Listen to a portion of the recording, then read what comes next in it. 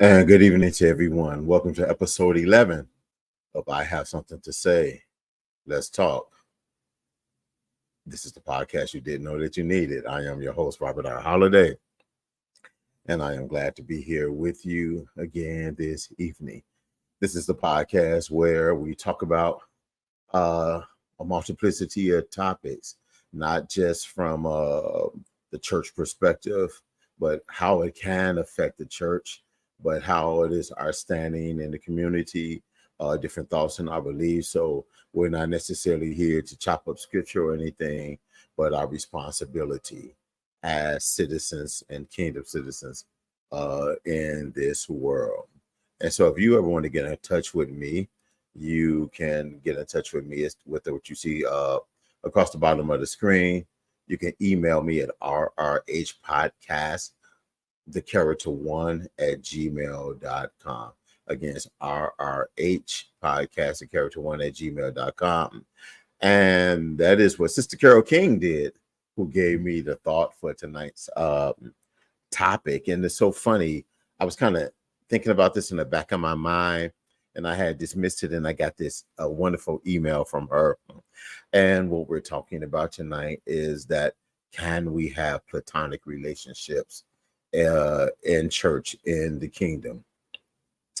And I believe that this has been a bugaboo for years. This has been something for years. And in the allotted time we have, I want to try to talk with some intelligence to this. I definitely welcome your feedback. Who knows, we may do a part two on this. Let's see how that goes. So I believe one of the issues that we have is that we miss out on the value of a lot of great relationships in the church because we have adopted this ideology from secular society, and I struggle to whether it is westernized or not westernized, and I don't think it's westernized. I just think it is something that it may look different through a Western lens than from an Eastern lens, but I think it is a thing that we have in common. It's that we sexualize everything. We are often taught and we see modeled out, and people believe that a guy, the only reason why he has not had sex with any of his female counterparts or friends is because there has not been opportunity, but he has already made the conquest in his head about that if he really wanted to, and that if there's ever opportunity. And women, from what I've learned, they are taught as well that you can use let me use an old terminology, feminine wiles. I just put it this way: use your body to get whatever you want, to get ahead, use your charisma.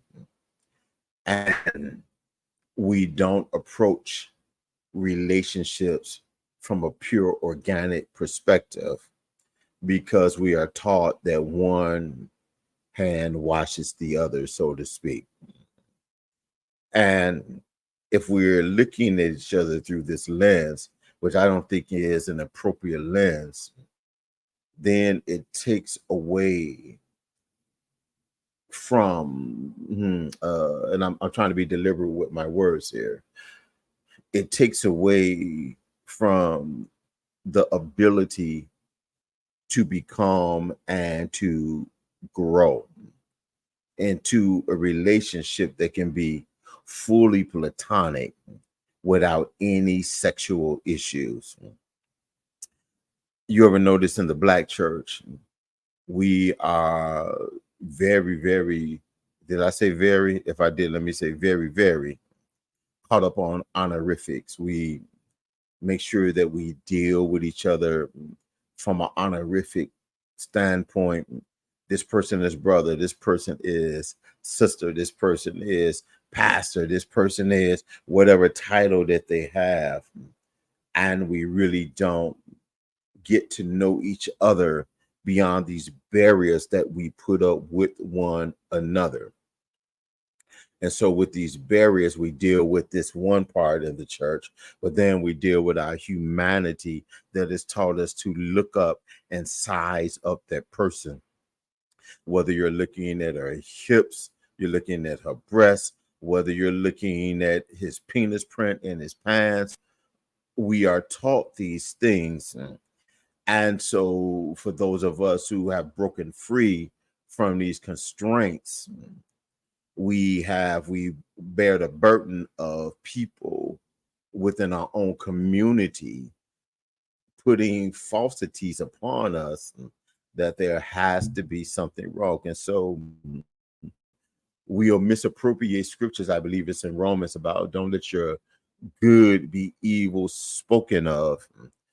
And it is really not dealing with anything from a sexual place. If you look at that, Paul really starts dealing with talking about if meat offends your brother, so on and so forth, because we'll put upon people our hangups, our own burdens, our own whoredom, our own thoughts. And when it can really just be people who really enjoy one another, people who just really vibe together, people who can work well together, people who can hang together. And there is no, I'm using another terminology, hanky panky. There is no sexual tension. And here's the great thing about when you have a great platonic relationship, you can talk about things of a sexual nature, but they are not involving the two individuals with one another. If we spend so much time talking about let's not be like the world, why are we always looking at people through jaundiced eyes? Why are we always casting a burden upon people that are not that isn't even there? I will pose this, that a lot of times we put the burden of sex in a relationship with people who are not looking at each other like that because of our own insecurities of what we have been taught. I am old enough that I came from an era where they didn't even want men and women riding in the same car that were single, or if one was single, one was married, without a chaperone. And if I can't be trusted, or if God can't keep me, another person is not going to stop anything that I want to do. The beauty of a relationship, and especially a relationship inside of the kingdom of God, is that we are supposed to be able to be brothers and sisters without the hang up having to call each other by this title or whatever, because and this is just according to Robert here. I believe that when you really have a deep relationship with someone, you don't have to call them by their title, because we understand who and what we are. But the honor of being able to address you by your name and not your position, but never invalidating who you are, that's an honor. We use the honorifics to try to garner respect, whereas I really think that you respect me by knowing me on a deep level. I should be able to go with, and I have, and I, because I refused to allow other people's opinions and hangups to put upon me, to coffee, dinner, lunch, breakfast, what have you, with anyone I want, if her and I have this understanding. that there is nothing between us but agape love. There's nothing between us but two people trying to get to know each other better on, because in platonic relationships you do this, as well as romantic relationships. You take time to get to know one another, to build the relationships, to build the trust, to build the bond.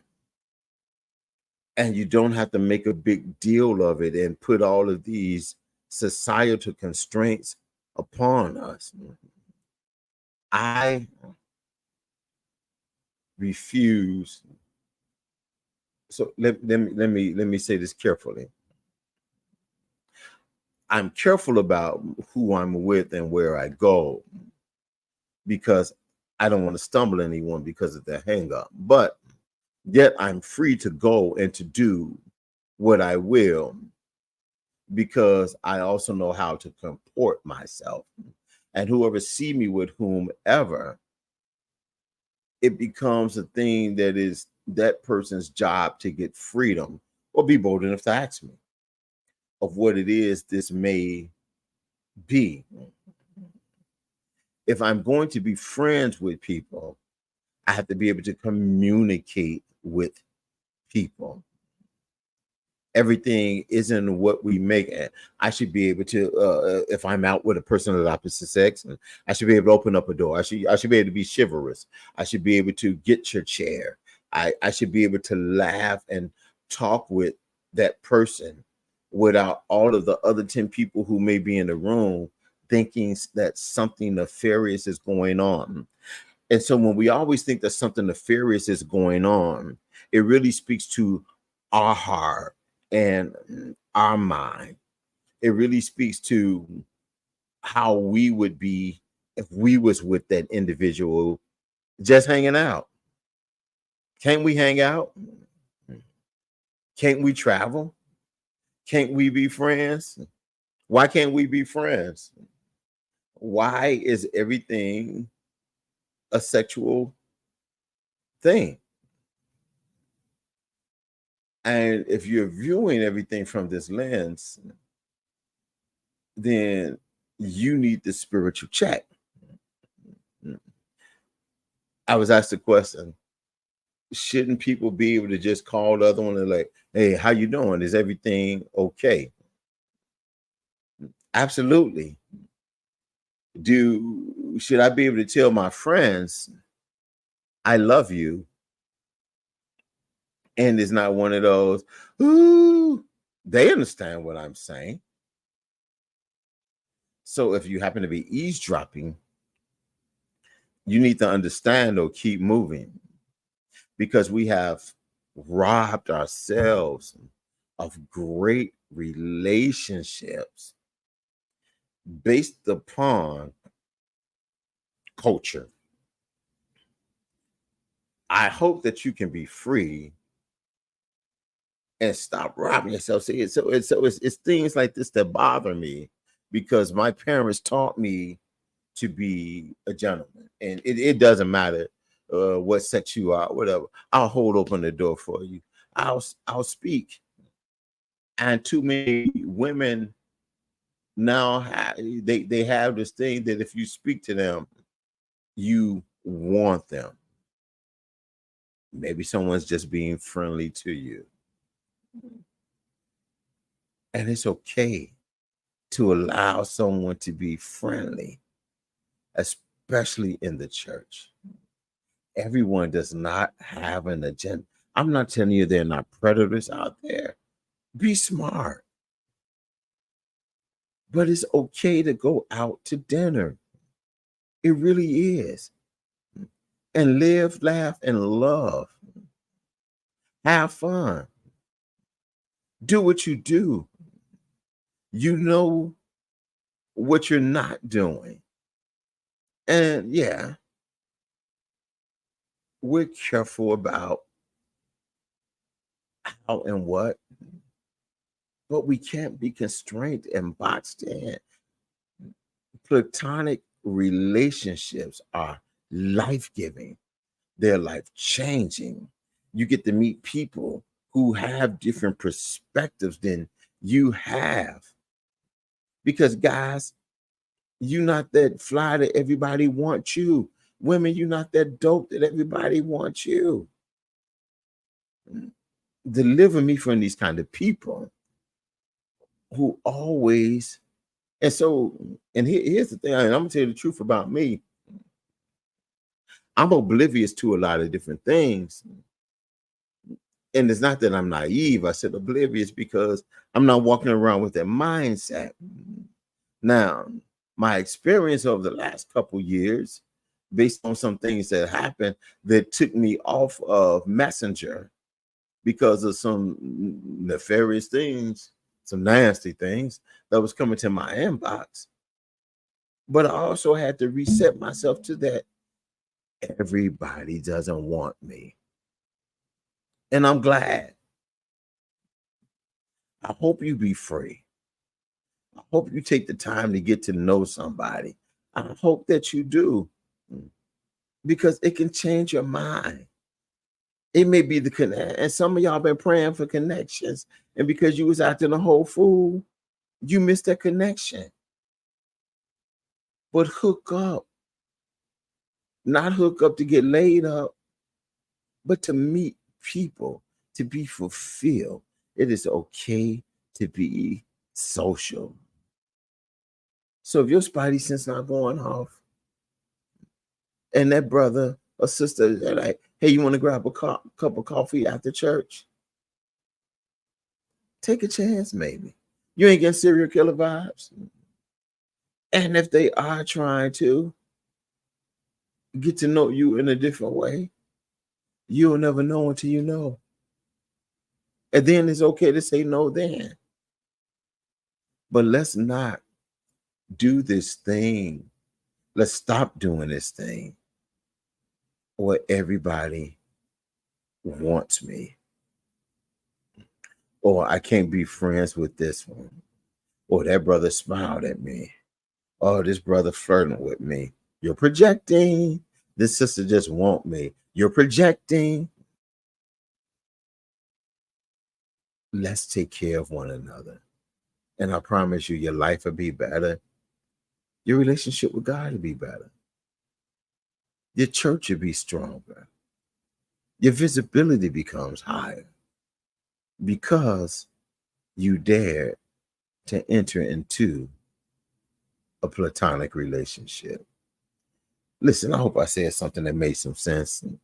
Give me some feedback. Listen, send me an email at rrhpodcast, the character one at gmail.com. Tell me what you think. You want to talk about this some more?